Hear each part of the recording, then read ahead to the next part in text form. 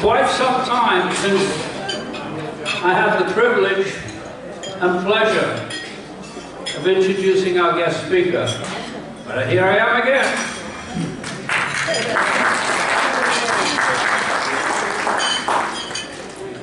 As you will have seen from the announcement, our today's speaker, Terence Smith, has had quite the life as an international journalist, both here and abroad, in war and in peace, in papers, on the radio and television, and he has won numerous awards during his career.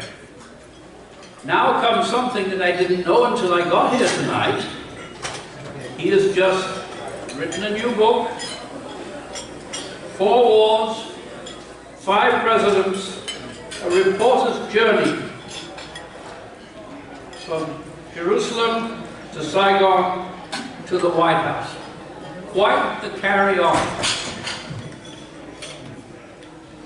While I haven't previously had the opportunity to hear Terence, except I've met him this evening, I sure have had extensive, highly positive feedback from many others who have. So I'm really looking forward to hear what he has to say today, and to see how well he managed a range of questions that I'm sure are going to come at the end of his presentation. So Terence, the floor is yours.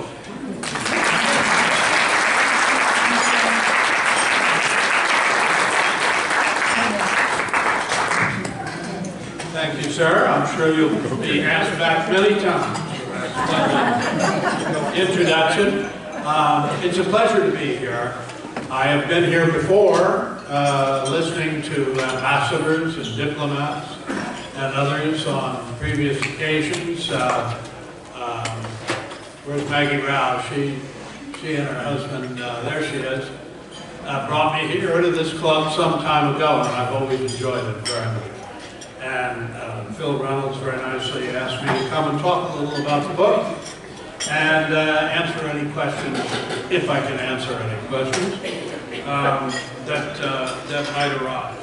Now, you know, journalists, as you know, are very modest the people. They don't like to talk about themselves. We're taught never to use the first person in print or in broadcast. But I'm going to make an exception tonight. A memoir is, by its own definition, self-indulgent. But I thought I'd share a few stories and a few images with you from the book. And if you're interested, Jenny Adamson is here from, stand up, Jenny, from Old Fox bookstore, if you've been there, on Maryland Avenue. And she has the several for sale outside, and I'd be happy to sign them, if that's what you're interested in. I'll share a few tales. They come from a 5-decade career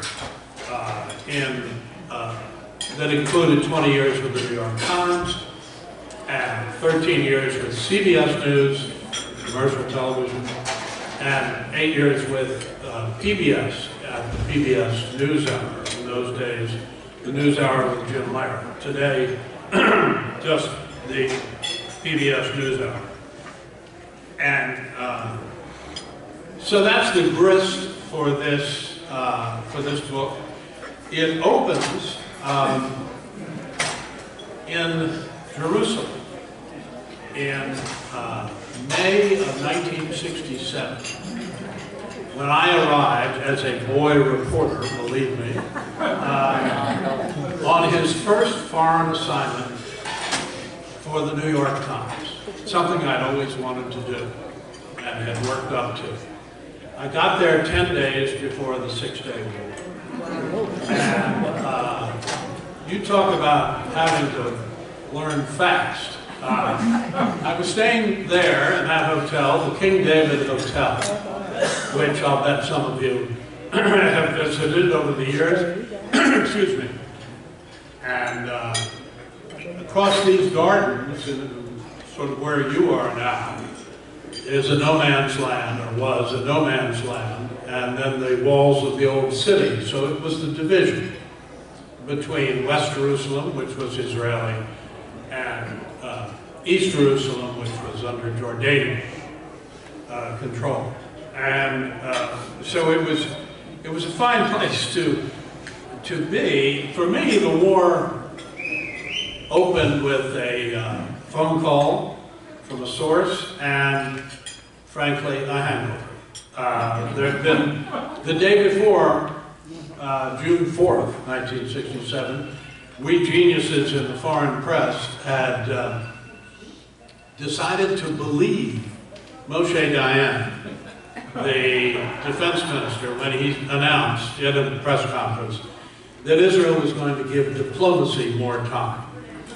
Well, let me suggest, whenever a military man, and especially an Israeli, says they're going to give diplomacy more time, go to the shelters right away, because it's nonsense. But the phone call came from someone with a very, very good source who told me that planes, this was very early in the morning, were on their way to Egypt, where, as you probably know, the Israeli Air Force largely destroyed the Egyptian Air Force on the ground in airfields in Egypt. And so he told me this was the real thing, this was not a raid, this was the beginning of full-scale war. What he actually said was, get your ass out of bed and go cover. So I did. It seemed like sensible advice to me. I spent the next 2 days covering, oh God, there it is. That's me, believe it or not, here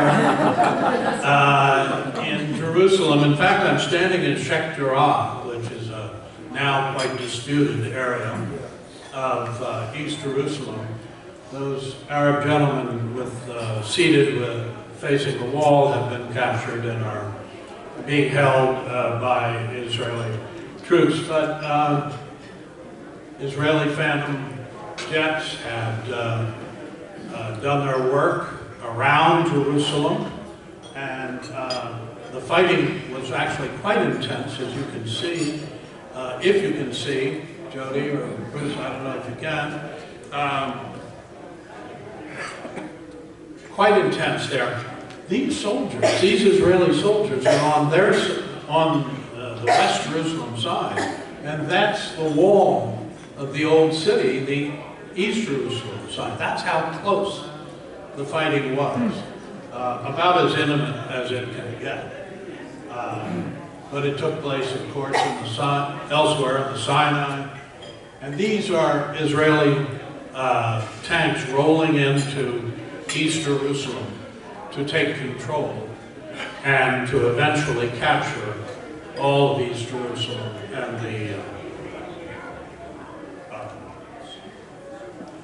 and what it contained. So they were celebrating, the troops were, but this famous photograph was on Wednesday, that would be June 7th, 1967, when Israel took control of all of East Jerusalem and the western wall, the retaining wall of the Second Temple.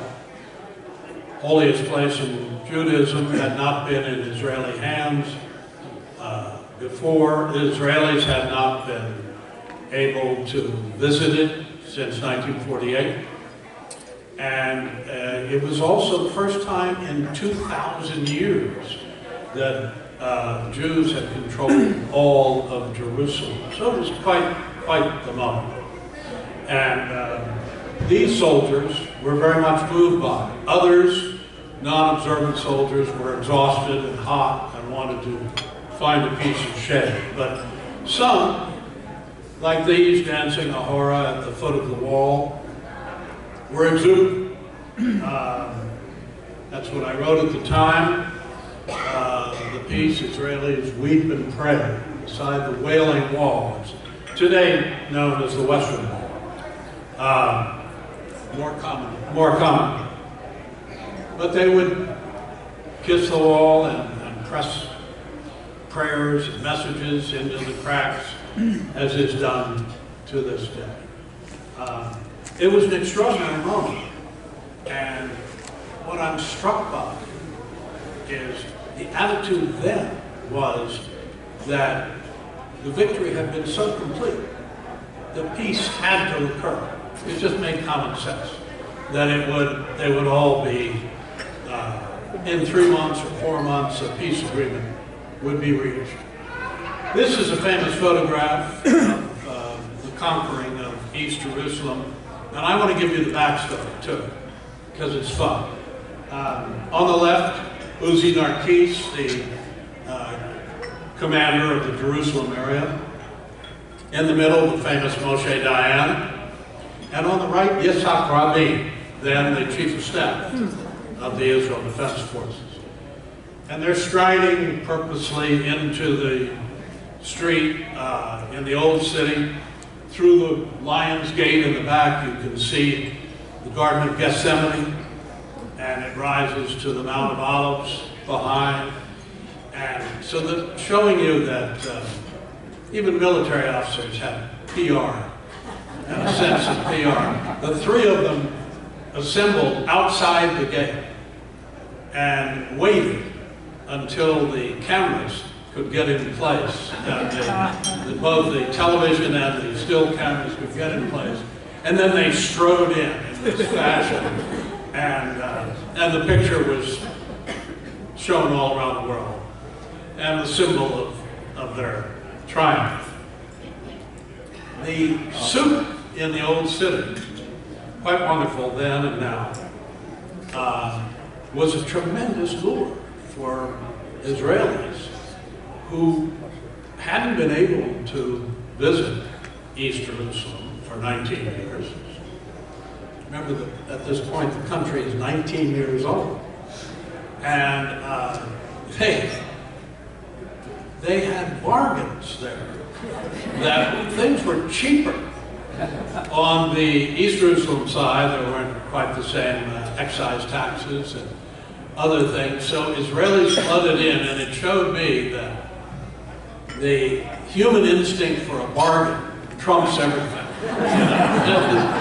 It was certainly the most. And we all assumed that there would be peace. It, of course, has not come between Israel and the Palestinians. The high point was this scene in 1979 when that's Anwar Sadat on the left, Menachem Begin on the right, and of course Jimmy Carter in the middle of the Camp David peace accords, which led eventually to a formal diplomatic peace between Egypt, followed by Jordan. What I'm struck by is how little has changed since then. I'm struck by the fact that the lines, on the West Bank anyway, are essentially the same. Today there was an election. Today. There was an election in Israel, and it appears that Bibi Netanyahu and his far-right coalition of parties will have a majority of maybe 64, 65 seats in the 120-seat Knesset. So this is the 5th election in less than 4 years. And so we will see what that leads to, but it's certainly not going to lead to peace negotiations anytime soon, with hardened attitudes on both sides. I've learned over the years that occupation hardens both sides. It hardens the occupier and the occupied, and embitters both sides. So I still feel that the two-state solution is the only solution, but I wouldn't expect it anytime soon. So the reason I have this up, this is a year later, 1964 is the image. That was a poster from Robert Kennedy's campaign for the Senate in New York in 1964, which I covered for the New York Herald Tribune. It was the only campaign he ever finished. And so it ended, as we all know, at the Ambassador Hotel in Los Angeles on June 5th, 1968, exactly a year after the Six-Day War. And he had won the California primary and was saying on to the convention. And as you know, he was shot, assassinated in the kitchen of the hotel as he tried to leave after midnight. The reason I bring this up is that I covered his campaign. I was still in Israel on this day, and I learned the news of his assassination and was as shocked by it as anybody else. And the next day, I was down at a reception held by the U.S. ambassador at his residence in Herzliya.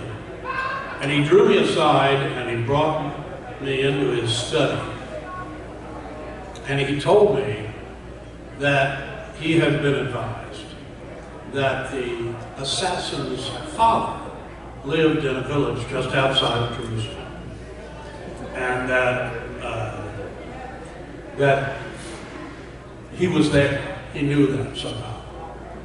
So I thanked him for that information. I immediately left, drove up to the village. By the time I got to the house, that's the house, and that's the father, Sirhan Sr., father of Sirhan Jr.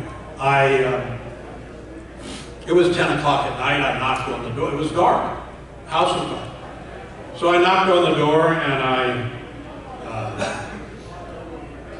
he came to the door in his pajamas, and I explained who I was, that I wanted to talk to him, and Palestinian hospitality. He ushered me in, had to make coffee, first thing.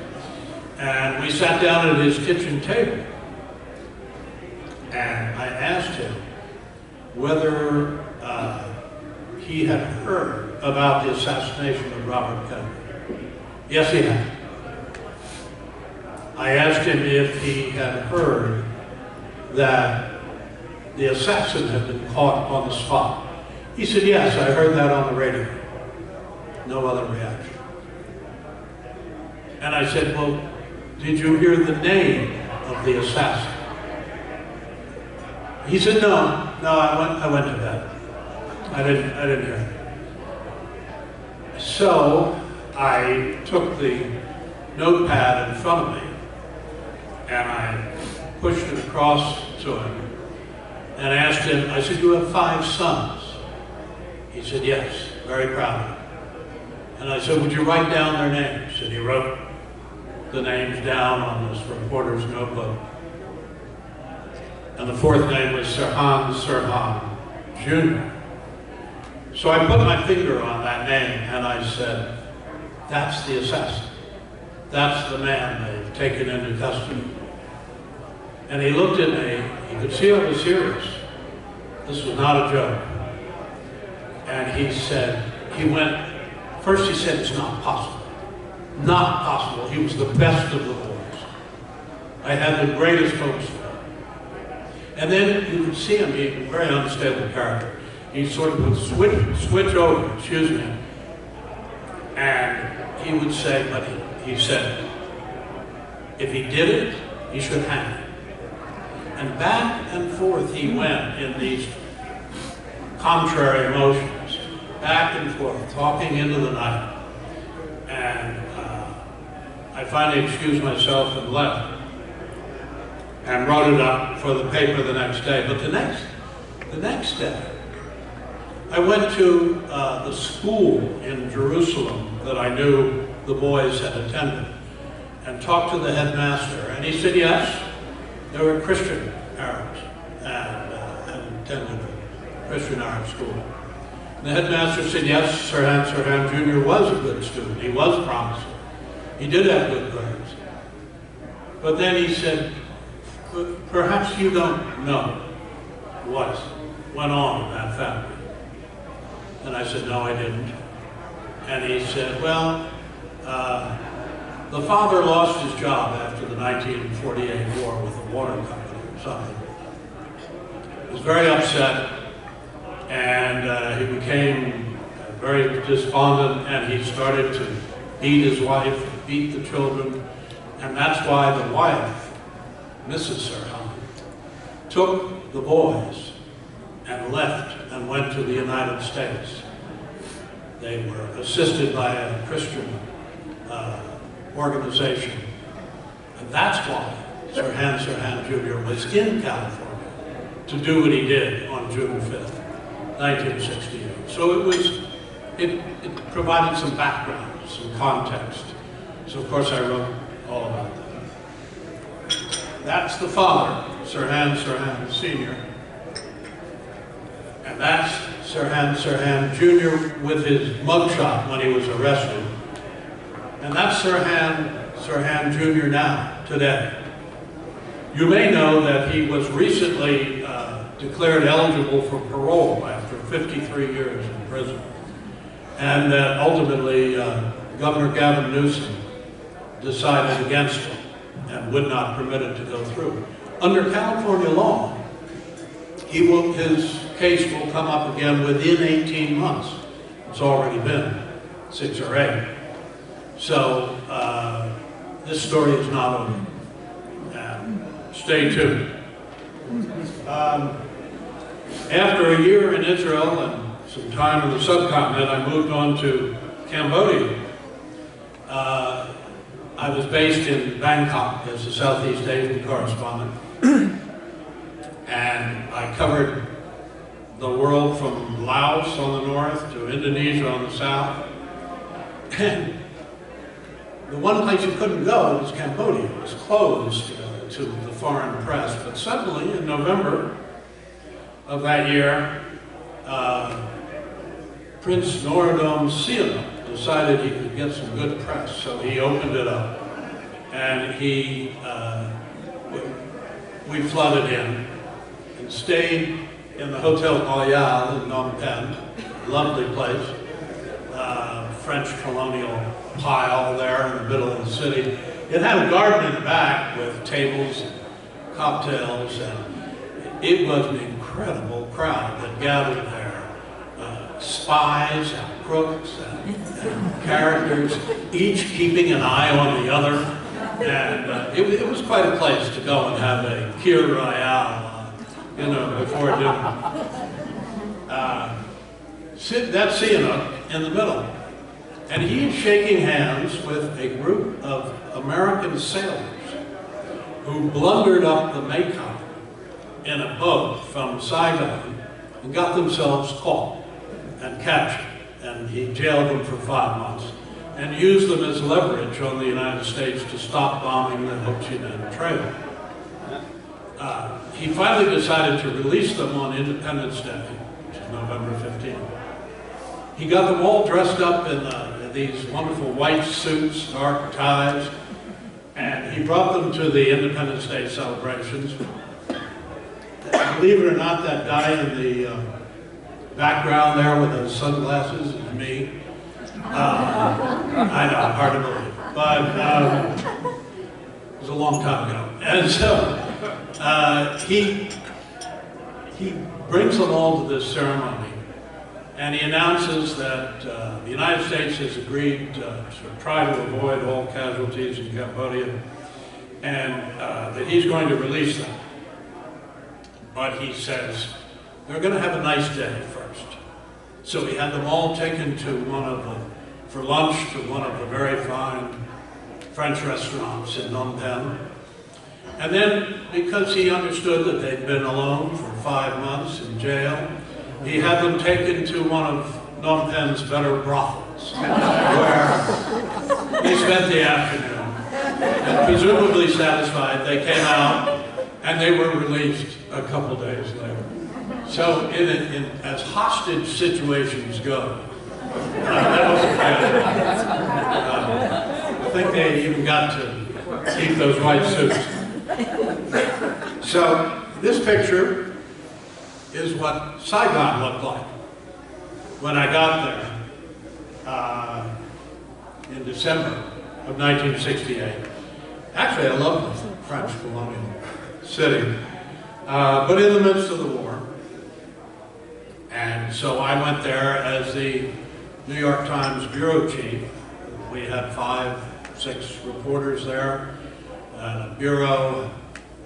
It was quite a place. So for the next 18 months, I covered the war, and Presidential Palace in Saigon. Dave, I can see, recognizing it. I have it there because I have to explain that up to this point, most journalists have kept their families in Hong Kong or Bangkok while they came to Saigon around Vietnam covering the war. It seemed to me that the security situation had improved to the point that I could bring my wife and my then infant daughter, Elizabeth, who'd been born in Jerusalem, incidentally, Sabra Shiksa. And so I thought I could do that, and I went and I rented a house. They were keen to do it. And I rented a house on Windsor Street, which runs along parallel to the Presidential Palace on one side with its security detail, and the twin spires of the Saigon Cathedral. I figured, what could go wrong in terms of security? I had the Presidential Palace. I had the Lord just down the hall. And so everything was going to be fine. Well, of course, the 3rd or 4th night we were there, the first mortars and rockets landed in the street and in front of us and made a big, loud noise. The houses in Saigon then, and probably now, all had glass walls in front of them. But we were not harmed. We bundled up Elizabeth and took her down under the concrete steps for protection. And she loved it. She said she would imitate the sound. She'd say, boom, boom. I think they were her first words. And so we managed fine, in part because we learned, unfortunately, that the Viet Cong, who would set up their rockets and mortars in the 9th Ward across the Saigon River, would use the antenna of the Presidential Palace and the twin spires of the cathedral as kind of Kentucky windage. So I had managed to pick absolute ground zero for our house. Of course, the C-130 gunships would come over and lay down suppressing fire, and that, it didn't last. Didn't last very long. Out in the field, it was, of course, another story. And so, by the end of almost 2 years there, after covering the invasion of Cambodia, I wrote a piece for the Times that said, I couldn't see how this was going to work, how a military solution could be achieved. But I went back in my notes and I found this quote from Prince Norodom Singh, the neighbor.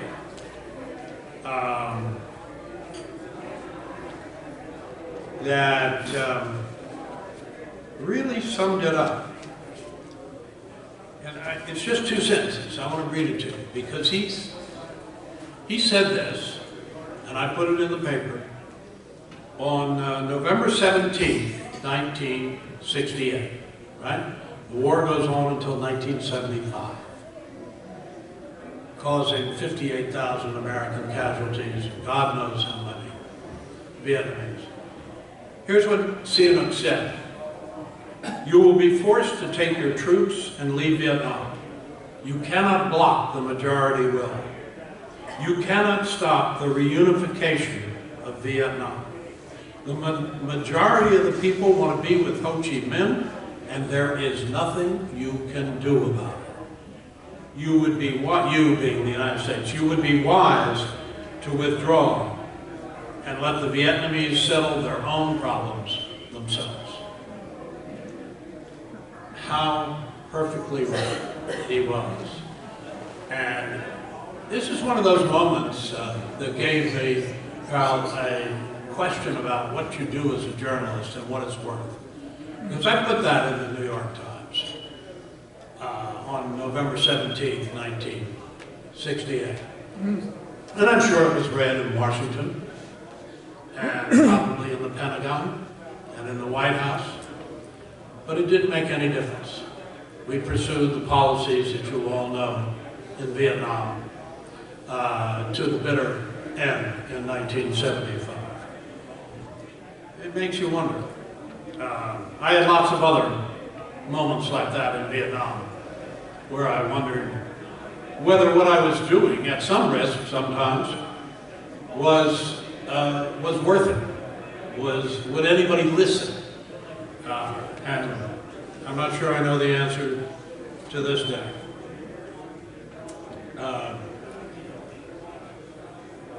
I went back to Washington as diplomatic correspondent, came back to Israel in 1972, and here in 1973, the Yom Kippur War broke out. I had not set out to be a war correspondent, but if you take assignments in that part of the world, that's what you do. And it was a surprise, of course, as much to me as it was to Israel. And as you may recall, the Egyptians breached the Suez Canal, came into the Sinai held by the Israelis. They put those pontoon bridges down and poured across and considered it a great victory in the first 2-3 days of the war, and it was. Troops marched in. This remarkable picture, taken by my friend Micha Baram, Israeli photographer, is on the eastern bank of the Suez Canal. And the man with the helmet holding his hand to his head is an Israeli officer. And he is taking the names of Egyptian prisoners. And a shell has landed just behind him. And Mika somehow had the presence of mind to take this photograph. It gives you a sense of the intimacy of that battle and the war that I think conveys it as well as anything. Once again, what happened then is what we have today. There are the lines that were achieved, and that the West Bank is still as drawn in that map. And so once again, you have to wonder what you're accomplishing. And yet, it's important for people to know what's going on. So I did that. The fourth war that is in the title of the book was the Turkish invasion of that beautiful island, Cyprus, in 1974. And I was there. I flew over from Israel. There was a minor coup replacing Archbishop Makarios with a puppet government, and it didn't last. And so we were there. We were in Nicosia, lovely capital, and that's the Kyrenia Range in the distance. Turkey flew over there to take the place, and Turkish troops were quite triumphant. And I have this map there because, once again, what happened then is what we have today. That is the line between the Turkish section, somewhat darker shaded there, and the lighter Greek Cypriot section of Cyprus. At one time, George Shultz, then the Secretary of State, said to me, just in a conversation, he said, you know, there are problems you can do something about in this world, and there are some you can only manage, if that. And I said, well, what's an example of that? Cyprus, he said. He said, you just, you know, it's between the Turks and the Greeks, and they will have to sort it out. But it's the same today as was created by that invasion in 1974. I spent a couple more years in the Middle East and then moved to Washington. I include this picture because that's me on the left and my father, who came to visit. We're standing above Masada there, and a picture of him. He was Red Smith, the most widely read sports columnist of his time. And is anybody old enough in this room to remember Red Smith? Yes, a few. Quite a few. I came back to Washington and really have been here more or less ever since. I covered the White House, and I'm getting a signal from Phil, which I believe means wrap up. So we'll have to hold the 5 presidents for a bit. I'll just give you 1 or 2 stories. There, I went to CBS News, and so look at the old microphone I'm holding in front of the West Wing. I worked there. I covered 5 presidents, and I'll just tell you quickly. Richard Nixon. There he is with Kissinger. In the tapes, the famous Nixon White House tapes, you can find this passage in which Kissinger says, first of all, Terence Smith never calls my staff. This was a moment when Nixon was really annoyed by something I'd written. And Kissinger didn't want to be considered the source. He was the source, but he didn't want to be considered the source. So he says, he has never done it in all the years we've been here. He was National Security Advisor. Well, that's simply not true. And secondly, my staff is on additional instructions not to return any New York Times calls here. And that was true, but it was largely ignored, including by Henry himself. And Nixon, who's just now more annoyed, he says, that's right, yeah. And Kissinger said, so it's out of the question that he was this way. And you know, Nixon was, couldn't be mollified by all of that. Afterwards, I covered Jimmy Carter's presidency and met my wife, Susie, who's there. Wave your hand, Susie, who was on the White House staff. And those were the days we were talking about at the table when the staff and reporters spent a lot of time together. Some of those relationships lasted, including ours. And took a lot of trips with Carter and on Air Force One, and with those were the press seats, very much back of the bus. As you know, up front, the president has, and First Lady, they have a whole suite with an office, a bedroom, a shower, a conference room. We were in the back. I traveled a good deal with Walter Mondale, and I'll wrap it up with this story, Phil, to tell you, Mondale was a wonderful man, died recently, and one of the few politicians you could kid. And we took off on an enormous trip around all of Southeast Asia, and down to Australia and New Zealand, together 26,000 miles. And we hit all the capitals with Mondale and finished up in Wellington, New Zealand, where Mondale was to meet the Prime Minister at the time. This gentleman, Sir Robert Muldoon, known to the Kiwis universally as Piggy Muldoon. Maybe he was Piggy, I don't really know. Kind of looks it. But he, Mondale, we were kidding Mondale at this point. We'd landed in, by now, 8 or 10 capitals, and there had been no crowds, nobody greeted the plane, you know, and so you couldn't kid Mondale. We said, you know, they've never heard of you, they don't know who you are. And so we arrive in Wellington, and wait a minute, there's a crowd outside, and they have placards, they're holding up signs and waving them.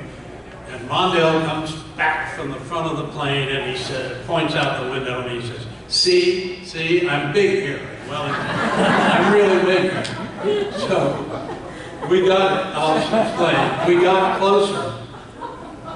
And finally, the plane pulled up, and we could read the signs. And it said, Mondale Muldoon, a close encounter of a turd cock. Mondale was crushed, but he laughed. Anyway, there's lots more to tell, but you would rather go to questions. Is that correct? Thank you very much. Great. Thank you.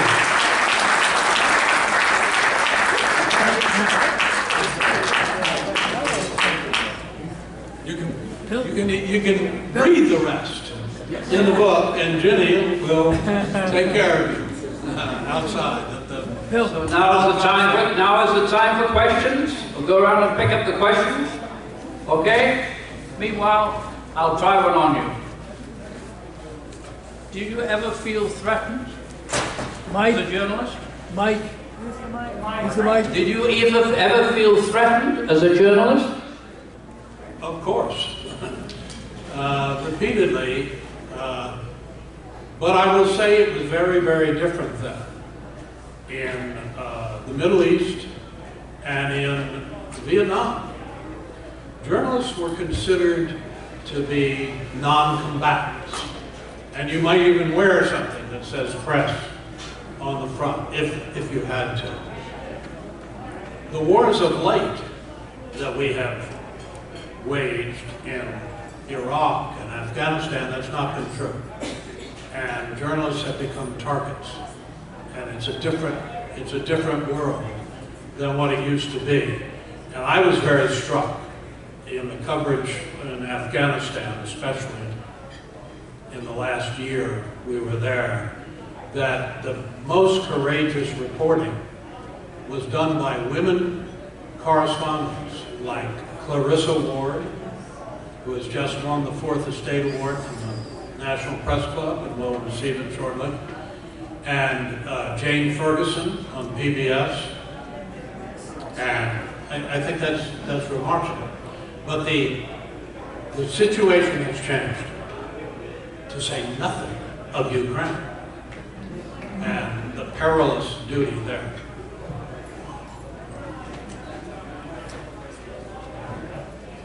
A controversial question right now today, I believe. Will Netanyahu be able to succeed in running Israel? In what? In Israel? Running Israel. Oh, running Israel. Well, he's running for a dozen years. He'll run it. Where he'll run it is another question. And some will say he'll run it into the ground. I don't think that's true. I think I've known Bibi Netanyahu for a long time. In fact, when I was there in Israel, you could cover the politicians of the day by going to the dining room at the Knesset. And you could go from table to table. And here was Moshe Dayan, usually lunching alone. Here was Rabin. Here were these people. You could talk to them. Bibi Netanyahu was a barely known backbencher who, if you were the New York Times correspondent, he would seek you out for attention. He's a very shrewd politician. remarkably so. And now he's put together a far-right coalition with ultra-religious parties and others, and some of whom he's promised cabinet positions to in Gavir. And I think really watch it for the next few months to see how this comes together. This is all assuming, incidentally, that the early results and polls are correct, and that he will have, with his companion parties, 64, 65 seats, something like that, in a 120-seat Knesset. So that remains to be seen, but it is very likely. Exit polling is oddly accurate in Israel. Apparently, Israelis don't mind telling pollsters how they vote. Americans often do. The next question is probably a little sensitive, but since it was on the same question sheet as the last one, I think I have to follow it. Compare Trump to historic dictators. Historic dictators. Well, Trump's historic, and he's in his way a dictator. Trump is sui generis. There's never been an American president like him. And I have to recognize that this is a reality TV star and actually failed businessman who rose through the primary process to become president of the United States as a starter job in government. And that's inconceivable to me, having covered these 5 presidents. And yet, what he did with it is very, very questionable. The obvious corollary to the question is, will he run again? And if so, will he declare very soon, like maybe a few weeks from now? And I think he will declare because he believes it will improve his legal predicament. The prosecutors will be reluctant to prosecute, to indict a candidate for president. And no doubt they will think twice or 3 times, but I believe they're very serious about the investigations they're conducting. So we'll see. We obviously I don't know. And we will have to see. Go ahead. Is the situation in Ukraine have any similarity to the wars that you have seen? What makes this complicated than, what this makes more complicated than the prior wars? Well, you know, it is immensely complicated.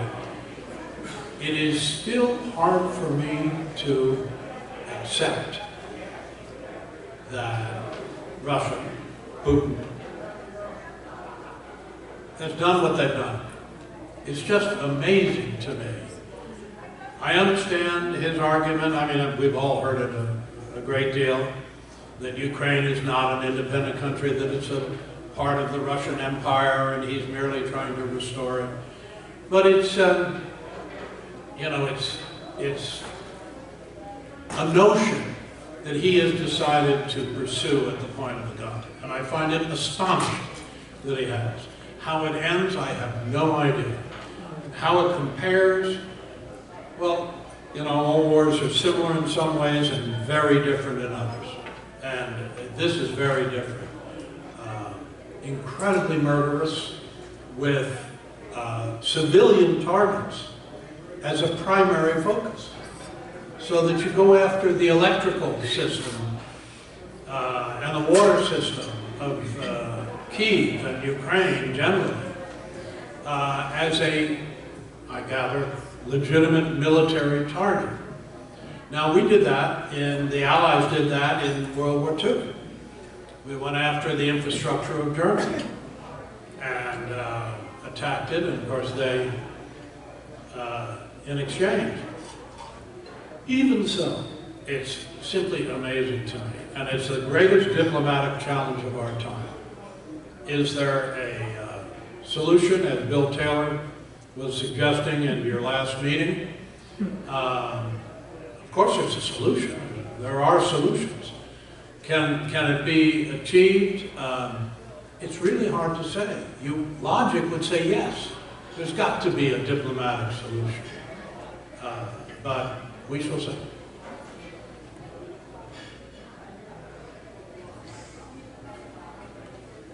Moving a bit in a different direction now. From your perspective, how has the broadcast journalism changed over the past 50 years, other than technological? Is it becoming less ethical in order to get the scoop? Less ethical? That was the question. That assumes it was ethical, but I'll be happy to accept that. The change is transformative, enormous. It's both technological, it's political, it's ideological, and it's still going on.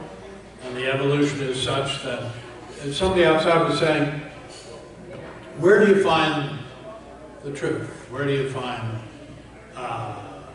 news that you can count on? Well, the fact is the burden of determining what you can believe and what you can't believe has fallen on you. Theoretically, that was what newspaper editors did in the old days. But now with social media and an endless number of outlets, the reader and the viewer are left to decide themselves what makes sense, what is accurate, what is true. And much of it you can sort out with common sense, but the burden has shifted, and that's a very dramatic change.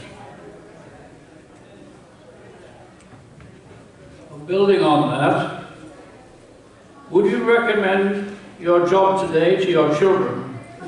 The world is so much more dangerous. Absolutely. Because if you're curious, and you're interested in the world around you, and you want to learn more about it, it's a very good way to do it. Now, are there problems and different demands today? Certainly. Of course there are. You have to be able to do everything. You should be able to write, you should be able to broadcast, you should be able to report and find things, but the essential ingredient is that initial curiosity and the desire to not only know what's going on, find out what's going on, but then communicate it to a larger audience. I think that's worthwhile. It's kind of the old civic sense of people knowing what's going on when they vote. I still believe it. And so, yes, I will.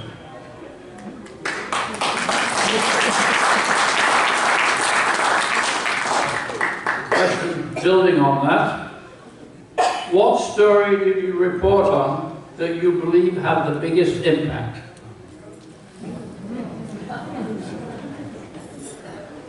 I don't know. I mean, I don't know what one story out of 50 years of this, I'm not sure. But there are moments, some of which I shared with you here, some of which you can read in the book, that were extraordinary and worth every bit of it.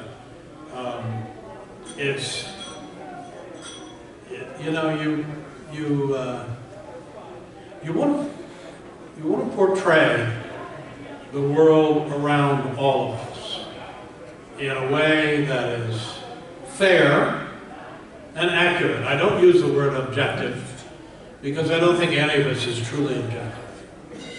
But if you can achieve the fairness and the accuracy, you've done a great job. Well, we're going to change the taste of the next question. What is the most interesting meal that you had in your travel? Well, I have had some splendid meals. Somebody, I was giving this talk, and somebody said to me, it's at a book club before, they said, I noticed you stayed in a lot of good hotels. And I said, yes, you bet your life. The New York Times or CBS was paying the bill, and I was working hard, and so yes, I stayed in some pretty good hotels and had some pretty splendid meals. I actually do remember a meal that was remarkable. In the midst of the Paris peace negotiations over Vietnam, we repaired to La Pérouse and had a pretty splendid meal. So I do remember that. Well, I can move from your Vietnam comment to the next question.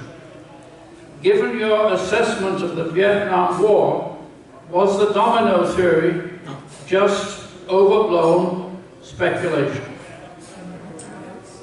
The domino theory was nonsense from the beginning, and people like Gerald Hickey and others who really understood Southeast Asia and the Vietnamese knew it and told the government, and they didn't want to hear it.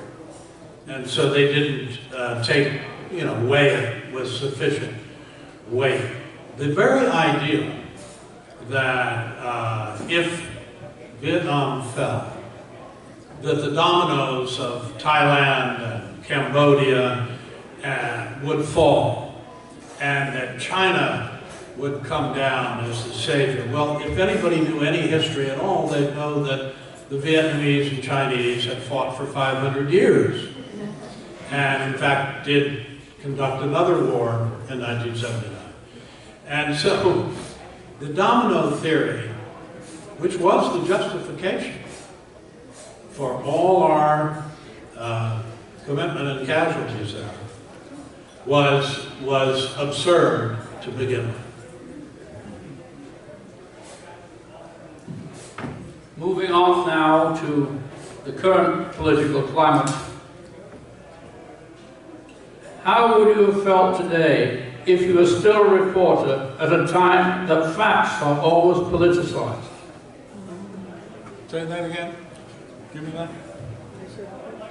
How would you feel today if you were still a reporter at a time that facts are always politicized and called into question? There are facts and there are politics. Facts are facts. They aren't politicized one way or the other. They are manipulated, they are used, and they are made political. But that's your apples and oranges to me. If you want to ask, is reporting and news more political and partisan is the right word? Partisan today, of course it is. So that you have the Fox Newses on the right and the MSNBC on the left and CNN somewhere in the middle. In cable news, in social media, the partisanship is dramatic and growing. And that's why I say it puts the burden on the viewer and the reader. Well, somebody just whispered into my ear, would you work for Fox News? No, I wouldn't. No, I wouldn't. It wouldn't be a good match. I have been on Fox News. They used to have a program called Reliable Sources. And a friend of mine, Howie Kurtz, he runs it to this day on Fox News. And it's about journalism and reporting and that sort of thing. And so he would have me on as a panelist just to opine about whatever the issues were of the day. But would I work for Fox News and be comfortable in that zeitgeist? No. No, it wouldn't work. Well, we're running out of time, and I have one last question here. Is war inevitable? Well, if you look at human history, yes. Of course it's inevitable, but you can stave it off. And, you know, it seems to me that organizations like this one that are interested in diplomacy, in negotiation, well, first of all, in knowledge of the world, the larger world, play a really important role. So, is war inevitable? People do seem to do it. But we've been a long time, and until Ukraine, really, where the great powers were not at war since really World War II, or Korea, if you like. And so we shall see. Is this the end then of that era? Your sense of history in this club is probably as good as anybody's, so I'd be interested to know what you think.